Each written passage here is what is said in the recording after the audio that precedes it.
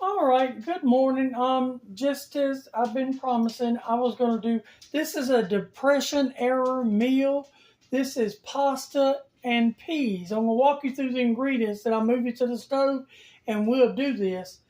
This is a meal they made during the Great Depression when there was not a lot of options or food, but it was filling and it sort of put a little weight on your bones and kept you going.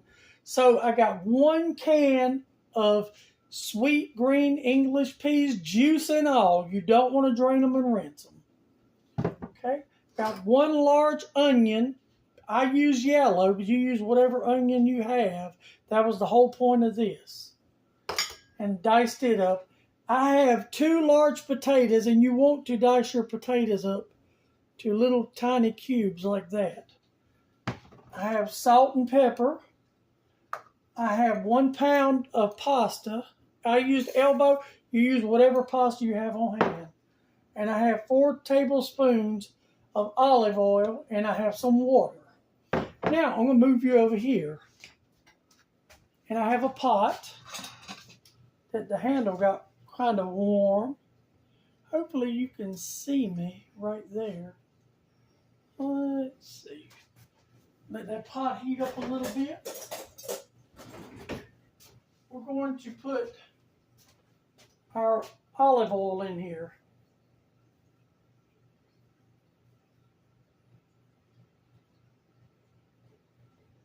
And if you don't have olive oil, any oil will do. The recipe just said olive oil. My thought is they probably had a lot of olive oil on hand. I don't know. I would not think so during the Great Depression, but not my recipe. I'm just making it. Not my story. I'm just reading. Now we want that oil to heat up. I'm gonna move some of my stuff over here. I'm gonna move my potatoes and my onions over here, and my water, and my salt and my pepper. So I'm waiting till this. I'm gonna put a potato in there maybe. Oh, it's already ready. Let's put our onions in there. Ooh, Lord. You want to get those fragrant, which will take a couple seconds. Almost there. You literally want to get them fragrant in that olive oil. There we go. Now I'm going to put my potatoes in there. Now you want to leave these in here so they get sort of tender. You want to fry them. But you want to keep them moving because you don't want them to burn. I'll have everything below that I've done here today. And the point of doing the potatoes and onions like this instead of just outright boiling it is to infuse those potatoes with that onion, that fragrant onion, which smells quite amazing, if I must say.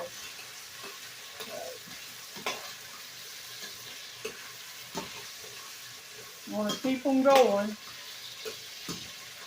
Keep my salt and pepper handy and my water because this is going to be the part. It's going to go pretty fast.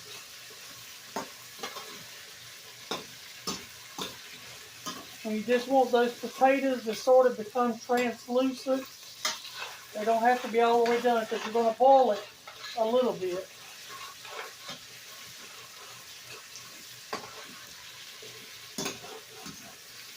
Okay. We'll put our peas over here and get ready for those. They're going to go in next.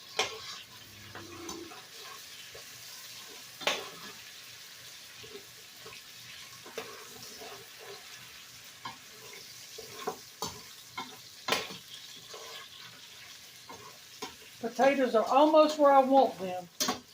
Let's see. Just about.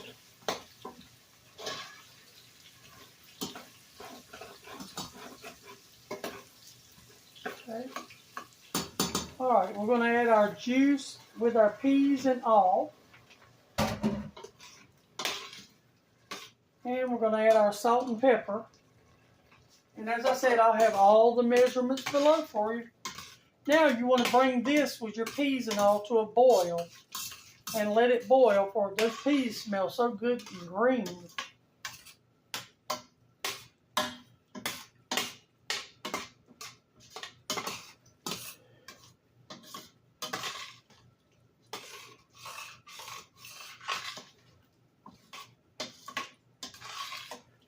Okay. See if I can lean you over so you can see it. There we go.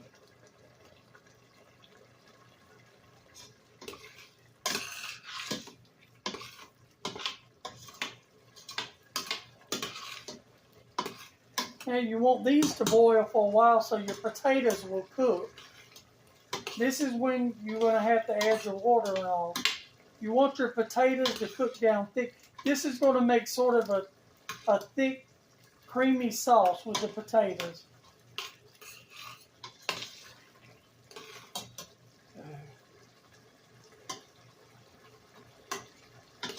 If those potatoes are trying to soften up, you just want to keep them going.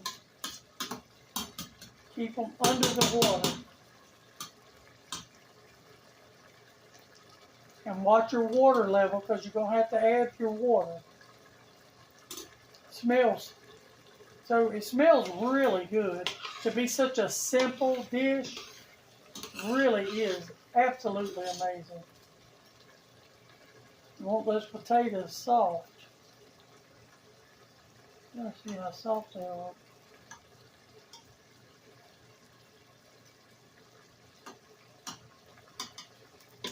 Not quite.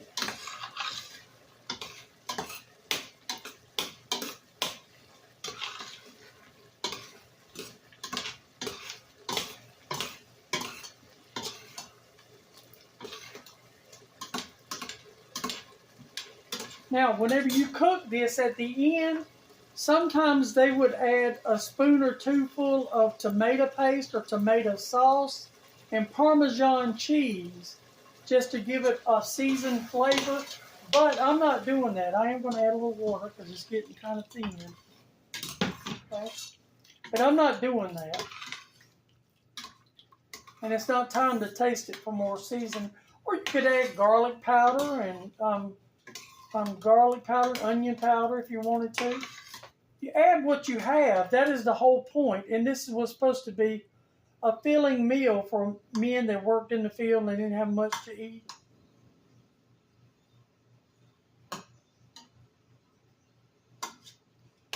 Potatoes are trying to soften a little bit. You want it to have a thick broth, sort of like that.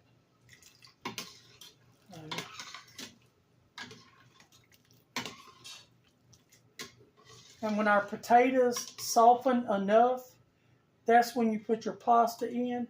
And back during the Depression, what they would do is, when they got it to that point where they added the pasta, from my understanding, from my reading, is they would turn the gas off because that's what they used. And they would cover it up and let it sit on the back and just let the pasta cook by the heat from the gas or the hot water. Now, I'm only making this for me and my husband, so I am going to taste from the spoon. I know that just, for some odd reason, drives people crazy, but I do. When it's me and him, because we eat behind each other and drink out of each other's cups and stuff, so if people message me all the time and say, you shouldn't do that, it's germs and all. Honey, we already got each other's germs. We've been married 28 years, and if we ain't got each other's germs by now, I don't think we're going to get them. Now, if we have company and all, I don't do that. Yep, potatoes are tender. Now, that's where you got to kind of watch it. I'm adding my pound of elbow macaroni because that's the pasta I chose to use because I had so much of it. I had a bunch of egg pasta and stuff too. Okay.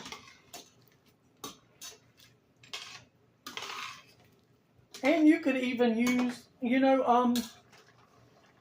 a touch of V8 juice in this to give it more flavor, or you could use pasta sauce, just a couple spoonfuls of pasta sauce. Taste this for salt.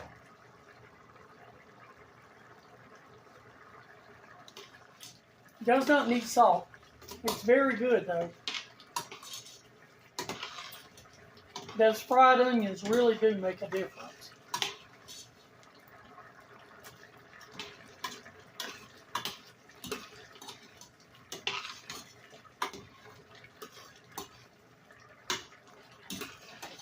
See, I'm gonna get a bowl down.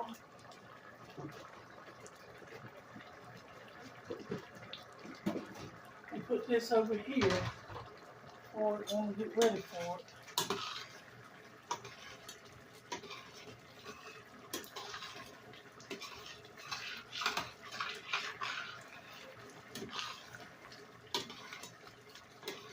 And this was supposed to feed a family of 4 during the Great Depression. And you can double and triple it.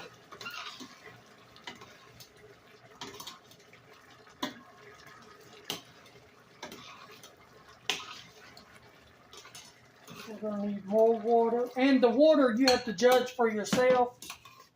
I mean, if you've been cooking, you kind of know when the water level needs to be fixed.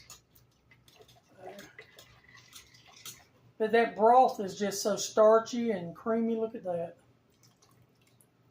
Just absolutely good. Those peas, not bad.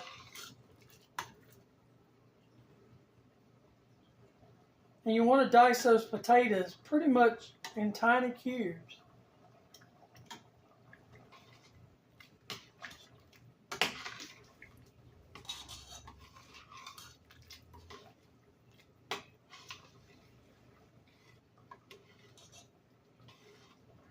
And I'm sure if you had other vegetables, add those to it, but this is just the basic pasta and peas recipe from the Great Depression era. And that's what I chose to make. And I have several other Great Depression era things I'm going to make. That's coming up. I'm going to make a water pie. And I'm going to make beans and potatoes. We'll do a couple of those soon. It won't be here recent. And then I have one that's I'm going to make with 2 ingredients. No, it's 3 ingredients. It's sour cream biscuits, and they're supposed to be like little bitty biscuits that they used to eat with like apple jam or strawberry jam or grape jelly.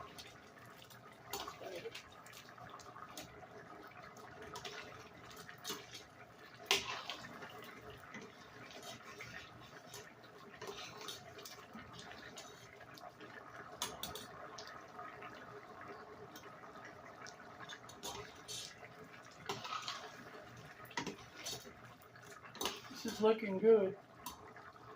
I don't want my video to get too long, so I may pause y'all in just a second till my pasta gets done. And when my pasta gets done, I'll bring you back and I'll be over here with it in a bowl so my video doesn't get too long. Be right back. Okay, I'm back.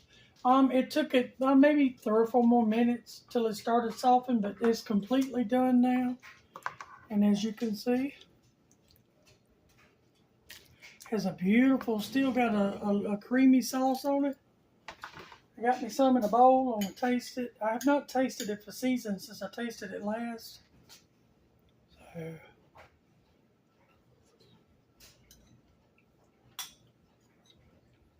very good. Very, very good. It has like a fried onion taste. You can taste the pepper and the onions. Very good. I haven't eaten this before and I could eat it all the time.